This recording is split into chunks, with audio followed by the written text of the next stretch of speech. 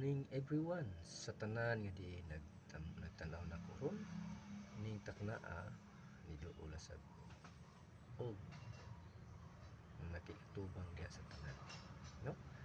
Kita na sayod, kita na ibalo. Sumpay lang ni sa gingon ako nga nakita na ba nimo ang lugar igala igsuon nga septic ayo ta. O wala pa pagsusi jud sakto.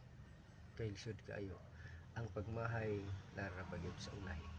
Mintras wala pa mabot ang dagkong katalagman, kinahanglan ikaw igsuon o tibukong pamilya o kaliwat pangita sa lugar nga simple ka. Masahas makanaghan ang Isaias 32:18. Ug susi nining pagtulon-an na sa Remnant Family of God. Wala igsuon higala. Roma 9:27. Magilain sumala sa kasulatan. Ikaw nga tanang ako, ikaw nga nagsudong nako, ikaw nga naminaw nako. Tibuok ti kalibutan.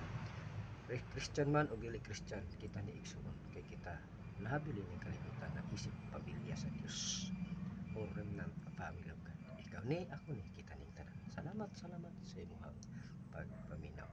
Maayong oras na tong tanan.